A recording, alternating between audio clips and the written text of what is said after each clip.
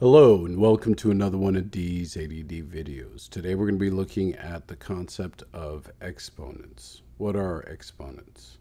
Well, in order to understand exponents and before we get to looking at the rules of exponents, we need to be able to understand some basic definitions of vocabulary. So let us begin our discussion by looking at this expression.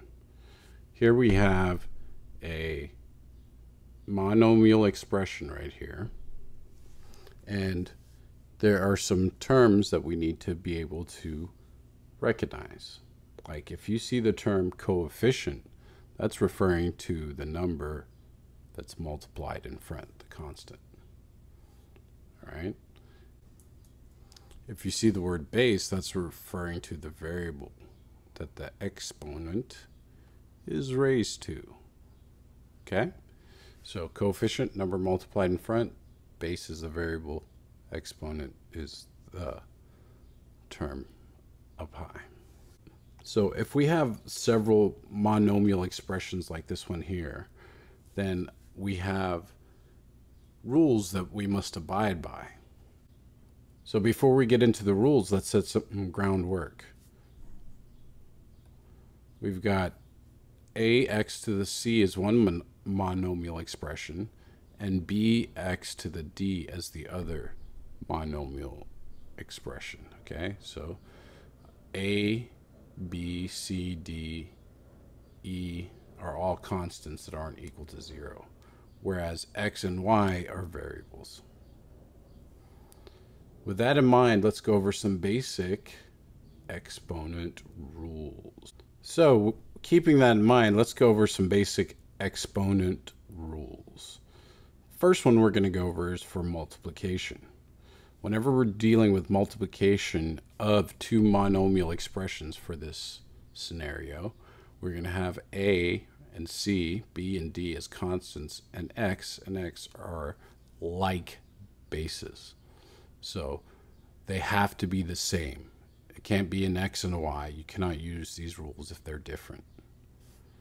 So here we have the result. You take the coefficients, multiplying them together, and then you add the exponents.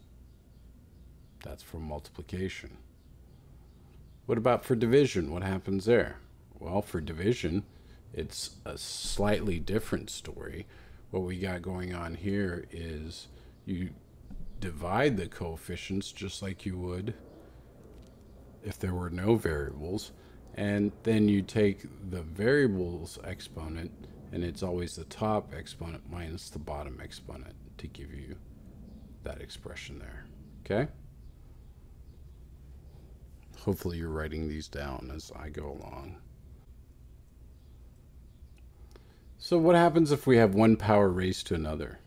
Well, what you do is you take this exponent and you multiply it times each exponent. If there's nothing there for the coefficient, it's implied to be a 1. So please don't forget. So many students I've seen over the years forget that 1 right there. All right? So then you're going to get a to the e, x to the c times e, y to the d times e. Couple other rules we should go over. Let's say that this expression, when you're finished, gave you a negative exponent. What do you do there? Well, you just flip it down to the denominator and make that exponent positive.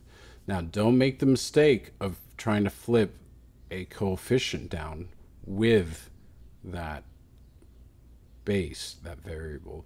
If that 3 was there, it would just be a 3 up here. Okay.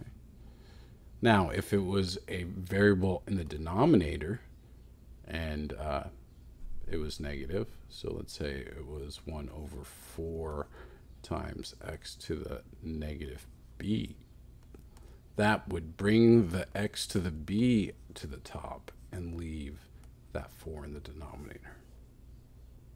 All right. Last but not least, if you're lucky enough to get something to the 0 power, just go ahead and write a 1 there.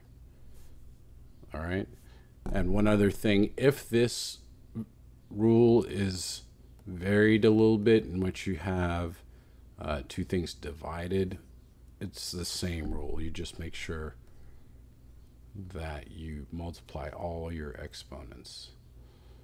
Let's put R.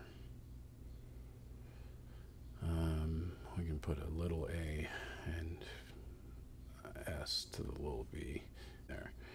And then this is all concepts, so don't worry about it. We're going to go through these in the example videos as well.